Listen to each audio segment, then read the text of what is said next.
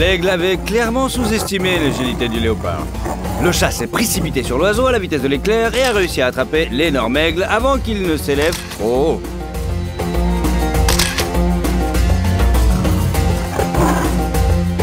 Nous allons maintenant vous montrer d'autres cas où des animaux ont sous-estimé leur adversaire et l'ont plutôt regretté.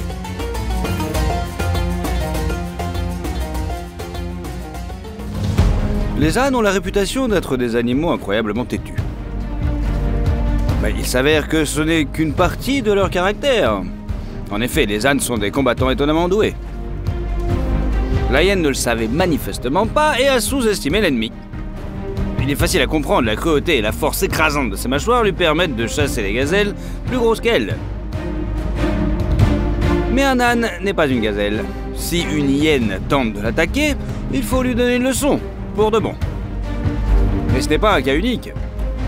Lorsqu'une hyène tente d'écraser un âne, notre petit âne agit de manière plus que directe. Le prédateur tacheté se souviendra toujours de ce jour. La poigne d'un âne est plus solide qu'un étau d'acier. Rien d'étonnant, non? Les ânes ne mordent pas, mais broient l'herbe la plus dure. Ils peuvent même tout simplement scalper une hyène. Le prédateur ne veut pas rester sans tête, il ne peut donc qu'attendre que l'âne soit à ses joueurs et le laisse partir. Il suffit de secouer une hyène lourde et puissante comme un chiffon mouillé. Alors, si jamais tu as affaire à un âne, fais plutôt attention. Deux prédateurs géants se sont rencontrés sur un chemin étroit, un tigre et un ours. L'ours décida de montrer sa force et de se dresser sur ses pattes arrière devant notre gentil petit chat. Eh bien, l'ours a sous-estimé son adversaire. Le tigre n'est pas impressionné par la démonstration de force de son ennemi, mais alors pas du tout. Et lorsque le chat se lève, l'ours a immédiatement fait un virage à 180 degrés et s'est mis à courir le plus loin possible dans la forêt. La bonne réaction à l'irritation du tigre, n'est-ce pas? Cet hippopotame est habitué à pouvoir intimider n'importe qui. Mais la bête est tombée sur un adversaire de taille, un autre géant doté du même arsenal. Une puissance incroyable, des mâchoires au croc de sabre et une pression frénétique. L'agresseur est manifestement sous le choc. C'est comme s'il avait retrouvé son frère. Pensez-vous pouvoir faire en sorte que le combat se termine par une réunion de famille ? Même si le panda a l'air mignon et maladroit, il n'en reste pas moins un ours. Sous-estimer son agressivité et sa puissance n'en vaut pas la peine. Ces deux pandas ont décidé de découvrir leur relation dans un combat loyal. Certes, même un combat de panda a l'air mignon, n'est-ce pas? Mais leur bagarre s'est prolongée, le troisième ours en a eu assez. Comme une bande de brutes réagit-elle généralement à quelqu'un qui essaie de les réconcilier? C'est exact, il l'ignore. Mais il ne faut pas ignorer un panda, eh oui. Les bagarreurs ont sous-estimé le pacificateur, qui n'a pas trouvé d'autre solution que de carrément sauter sur les deux vilains pandas par le haut. Cela a rapidement mis fin à la bagarre, car l'un des pandas est tombé de la plateforme. Ça a l'air drôle, non? Mais pour les animaux, c'est un vrai drame.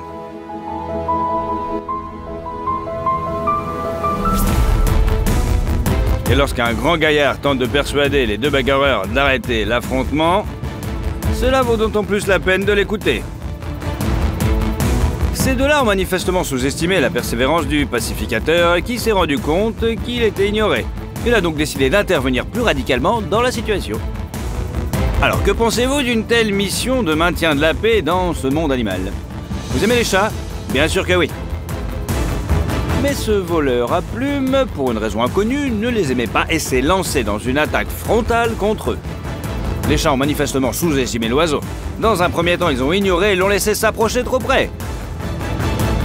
Grossière erreur. Le canard a littéralement acculé deux chats adultes. Pourtant, chacun d'entre eux est plus fort que l'oiseau, mais sa pression est trop agressive. Regardez-moi ça. Et les coups de bec, bien qu'ils ne puissent même pas blesser la peau d'un chat, font plutôt mal.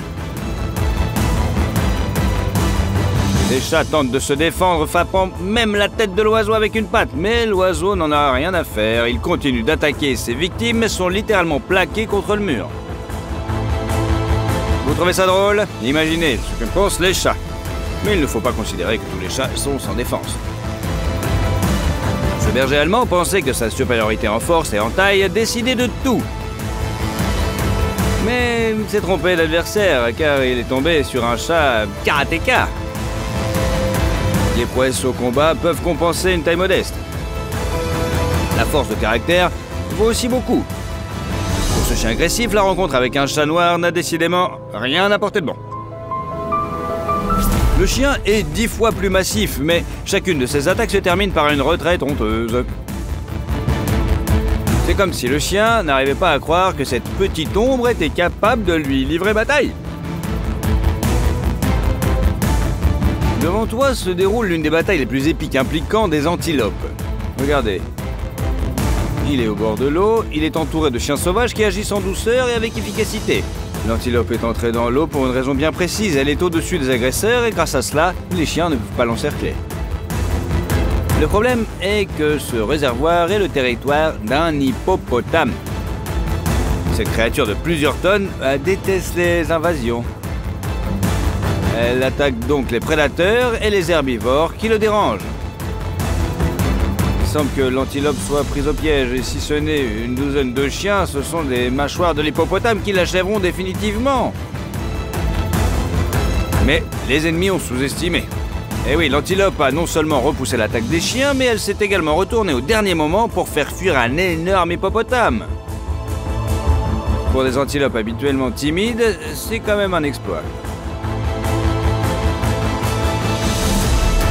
Ces pélicans se sont réunis pour un repas en famille et pensaient que rien ne les menaçait. Ils se sont trompés en sous-estimant la mouette solitaire qui s'est approchée d'eux. L'arrogance brutale des mouettes peut susciter différents sentiments. Mais convenez-en, on ne peut s'empêcher de ressentir du respect pour un oiseau qui s'est approché pour prendre la nourriture de tout un groupe. Malgré le fait que chacun d'entre eux est plus grand et plus fort.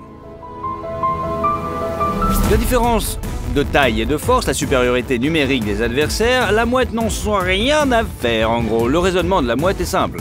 Elle voit un poisson, elle veut un poisson, et elle obtient un poisson. Et comme ça, c'est simple.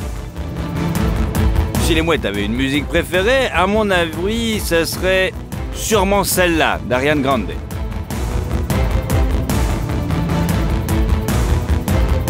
Et bien que les pélicans aient honnêtement essayé de prendre la proie de la mouette effrontée, sa pression était tout simplement trop forte. Bon alors, mettez un petit like pour moi. Ce serpent à sonnette n'a qu'une arme, ses dents venimeuses. Une arme, c'est bien, mais attention, si au moins une demi-goutte de poisson pénètre dans le système circulatoire d'un oiseau, son cœur s'arrêtera tout simplement en 30 secondes. La solution? On se casse! Non, le reptile a manifestement sous-estimé le courage et l'intelligence de cet oiseau. On ne peut pas mordre si les mâchoires ne se serrent pas. C'est logique, non? C'est logique, bien sûr. C'est pourquoi l'oiseau, au lieu d'essayer par tous les moyens d'éviter le contact avec la tête du serpent, fait exprès de le frapper. Et il saisit la mâchoire supérieure du serpent avec son bec pour qu'elle ne puisse rien lui faire. Mais si l'oiseau lâche le serpent, le reptile attaquera immédiatement. Une situation désespérée. Bien sûr que non. L'oiseau frappe de toutes ses forces la tête du serpent sur le sol et lui brise tout simplement le crâne et le cou. C'est ainsi que le serpent à sonnette s'est transformé en petit déjeuner. Son destin était prédéterminé avant même le début du combat. Mais le reptile ne le savait pas. Il existe une vieille leçon. Souvent, l'agresseur qui tente de passer par-dessus abandonne dès qu'il reçoit une rebuffade minime. Vous n'y croyez pas? Regardez comme ce chien se comporte.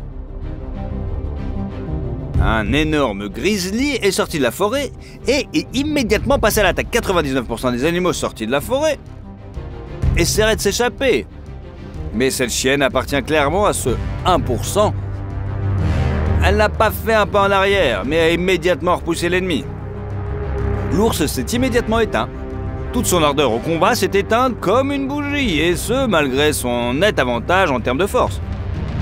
Le chien l'a tout simplement vaincu. Aimerais-tu voir un ami et un protecteur aussi dévoués? Allez, mets-les dans les commentaires. En Afrique, le gnou s'accouple souvent avec les zèbres, avec lesquels il forme d'immenses troupeaux.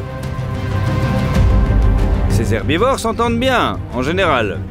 Mais il y a des exceptions, bien sûr.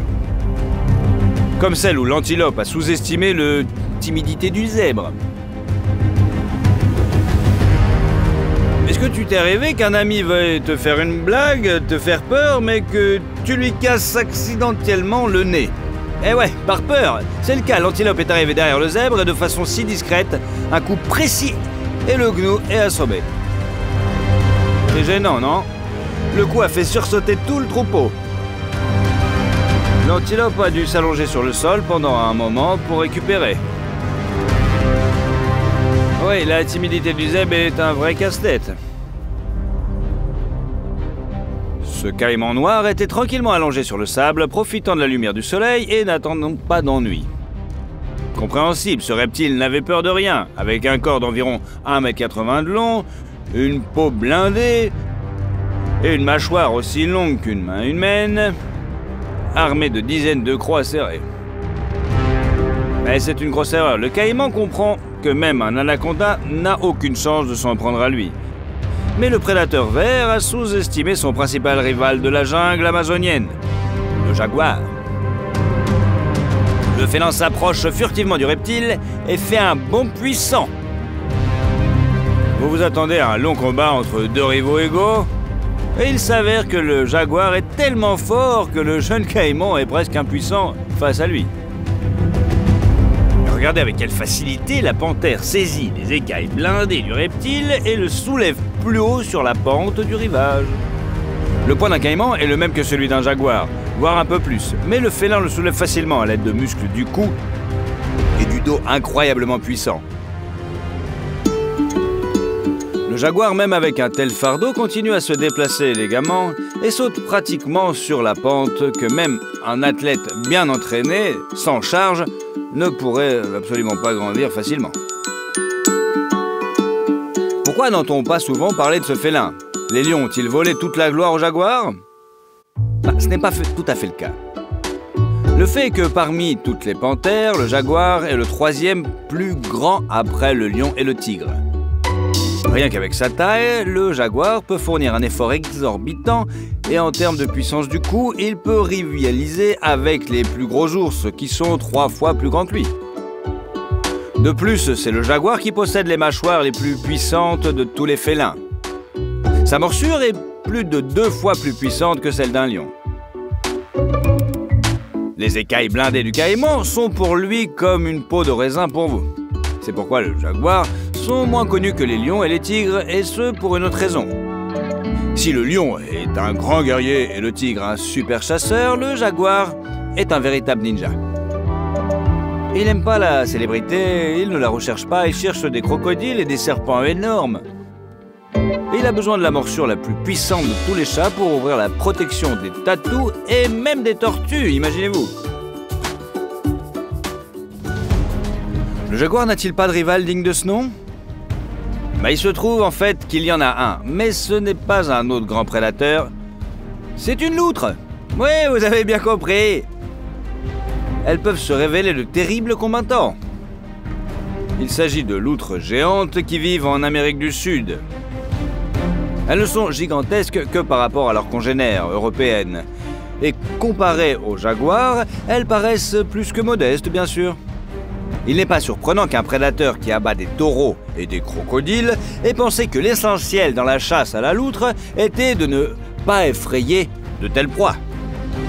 Et si vous avez réussi à atteindre la loutre avec vos griffes, alors le travail est fait. Erreur, le jaguar a clairement sous-estimé son ennemi. Étonnamment, même si les loutres perdent en force physique, elles ont un atout. Il s'agit de l'intrépidité absolue et de l'amour de la famille. De plus, la loutre elle-même a infligé au jaguar une rebuffade impressionnante. Ses compagnons de meute l'ont immédiatement rejointe. Se battre avec plusieurs animaux incroyablement agiles, capables de briser la coquille d'un gros mollusque et n'hésitant pas à user de ruses, n'est pas une perspective réjouissante.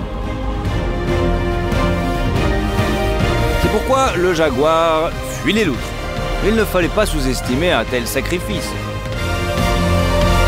Mais ne soyez pas déçus par ce prédateur. Après tout, le jaguar est tellement cool qu'il peut même s'occuper d'un capybara. Son rongeur ne sait pas à qui il a affaire. Ne sous-estimez pas la cruauté de ce grand félin, vraiment. Tu t'es sans doute un petit peu interrogé. Pourquoi parler de la chasse au capybara comme d'un exploit? Vous pensez que c'est un cochon d'Inde sous stéroïdes? Vous sous-estimez le capybara. Apparemment, il est plus difficile de faire face à ces rongeurs qu'à des serpents géants. Il semble qu'il se passe quelque chose d'étrange dans la nature. Alors que d'autres animaux s'arment de crocs et de griffes, développent une vitesse et une force phénoménales, le capybara, il n'a que du charisme. Et oui, les vidéos se multiplient dans lesquelles ce rongeur imperturbable se comporte comme un combattant invincible. Ou comme le propriétaire légitime de tout ce qui l'entoure. Regardez le marché sur une plage parsemée de crocodiles. Combien y a-t-il de ces reptiles? Quelques dizaines, peut-être même une centaine. Mais le capybara se promène parmi eux absolument imperturbable, comme s'il était chez lui, quoi, tranquille. Ou bien les reptiles eux-mêmes n'arrivent pas à croire à une telle arrogance de la part d'un simple cochon d'Inde, surdimensionné bien sûr, et ils pensent alors qu'ils sont en train d'imaginer un capybara. En tout cas, cette bête a des nerfs d'acier. Si vous pensez qu'il s'agit d'un cas unique, vous vous trompez. Ce capybara chevauche un crocodile et utilise l'un des plus grands prédateurs de la planète comme taxi flottant. Pourquoi le reptile tolère-t-il ce cavalier? Comment un capybara peut-il monter sur un prédateur et rester tout simplement en vie? Malheureusement, on n'en a que les questions quand on n'a pas de réponse. Et toi, qu'est-ce que t'en penses? Peut-être qu'il est magicien ou qu'il est hypnotiseur, quoi. Ou bien y a-t-il vraiment un charme si gonflé que ces crocodiles ne peuvent tout simplement pas résister à un tel mignon et satisfaire à tous ses caprices? Allez, mets-le dans les commentaires, ça nous fera plaisir. Avez-vous déjà été surpris par la forme étrange des cornes de certaines antilopes? Pourquoi a-t-elle besoin de cornes si recourbées vers l'arrière? Voilà la réponse. La vie n'a pas préparé une lionne à une telle chose. Elle a mené une attaque parfaite par derrière, a attaqué de façon à ce que l'antilope n'ait aucune chance de contre-attaquer, et soudain la lionne a reçu de puissants coups de corne venant d'en haut. Le félin a dû battre en retraite. Oui, les chats modernes ne sont plus les mêmes qu'avant. Peut-être les rats sont-ils devenus un petit peu plus forts. Notre gentil petit chat noir, en tout cas, lui s'est trompé. Heureusement, il est lui-même resté intact. Il semble que ces animaux jouent une sorte de scène d'action sur des motards super cool. Regardez comme ils sont mignons! Le chat a surestimé sa force. Le perroquet a immédiatement montré qui était le chef ici, en chassant facilement l'adversaire. Et ensuite, il est monté sur un vélo et il s'est cassé. C'est pas mignon, non? Ah, le chat, lui, bon, il rigole pas. Ne regardez pas cette vidéo en présence de votre animal de compagnie. Ne faites pas honte à son chat. En général, les léopards ont une sorte de haine étrange et inexplicable pour les chiens. Pour des raisons inconnues, les prédateurs repérés s'efforcent de détruire les chiens qui viennent d'entrer dans leur champ de vision. Mais ce n'est pas tout, il existe des cas confirmés où des léopards sont arrivés de la jungle dans des villes africaines, ont grimpé dans des immeubles résidentiels comme des assassins, se sont glissés la nuit sur des chiens endormis et les ont attaqués sur le champ. De plus, ces épisodes ne sont pas du tout des phénomènes isolés, mais une pratique effrayante des léopards depuis de nombreuses années. Il est intéressant de noter que les léopards ne touchent généralement pas les autres animaux et surtout les personnes. Et ils se mettent en danger car si le chien a le temps d'appeler à l'aide, le léopard sera pris au piège. Cependant, le chat n'hésite pas à passer à l'attaque et à se faufiler assez profondément dans le territoire des humains. Il lui arrive même de pénétrer dans des bâtiments à plusieurs étages. Ce léopard partage donc clairement la haine de ses congénères. Seulement, il a surestimé sa force. C'est encore un jeune chaton lorsqu'il a sauté du fourré. Le chien a bien sûr eu peur, mais le chien est nettement plus fort. Le léopard confus ne sait pas quoi faire. Après la première rebuffade, le chien est prêt pour un combat prolongé. Le chasseur en herbe en a même pitié. Il retourne dans les buissons avec un regard si offensé. C'est comme s'il disait « Je suis un mauvais chasseur, non? T'as pas peur, non? Bon. Alors je me casse. » Mais nous sommes heureux que le chien soit indemne. Et de quel côté se situent vos sympathies? Pour ce chiot, le résultat du combat sera une bonne leçon. Il ne faut pas toujours se fier à la taille. Bien que le crabe soit petit, un contact rapproché avec ses pinces ne plaira certainement pas à un chien adulte, et encore moins à cette jeune brute. L'attaque brutale des labs peau-marins contre les pingouins devait se terminer de la seule manière possible. Ces grandes mouettes gagnent et les pingouins perdent. Mais après tout, ces mignons bien nourris ne peuvent rien opposer au style de combat agressif de ces grands oiseaux. Mais il s'est avéré que les pingouins peuvent réserver bien des surprises à leurs ennemis. La victime de l'attaque était incroyablement têtue. Bien qu'elle soit très bien nourrie, cela n'a joué qu'en faveur du pingouin, car le bec de notre goéland géant avait du mal à s'accrocher au corps du bébé. Et il s'est désespérément défendu, à tel point que ses proches ont eu le temps d'accourir à son secours. Ainsi, les manchots ont réussi à repousser leurs prédateurs plus grands et plus méchants. On dirait que Simba a décidé de venger son papa. Un troupeau entier de buffles est une force qu'il est presque impossible d'arrêter. C'est ainsi qu'ils se sont imaginés en fonçant sur le lion pour l'effrayer et le faire fuir. Mais le mâle s'est avéré tellement cool qu'il est lui-même passé à l'attaque et a semé la panique parmi plusieurs dizaines de buffles. Et puis il en a terrassé un à lui tout seul, alors qu'il est 3 fois plus lourd et plus fort que lui. Voilà ce que c'est le roi des animaux. Il ne faut surtout pas le sous-estimer, même si les chances ne sont pas en sa faveur. Mais parfois, même les lions doivent battre en retraite. Il est facile de sous-estimer cette bête si l'on ne sait pas à qui elle a habituellement affaire. Mais la mangouste est un chasseur de serpents les plus venimeux. Avec sa vitesse, son courage désespéré et sa réaction, même le roi des animaux n'est plus un monstre énorme et terrible, mais un obstacle de plus tout simplement. Il suffit de regarder comment les lions attaquent la mangouste, puis réalisent que c'était une erreur. La bête courageuse passe à l'attaque. Même un coup de patte du lion ne peut pas l'arrêter, ni même la ralentir sérieusement. Et le lion n'a pas envie d'entrer dans ses mâchoires avec ses petites dents pointues. Il vaut mieux trouver des proies plus faciles. Il semble qu'en fait que c'est plus simple de se rassasier d'un bon zèbre qu'une d'une mangouste.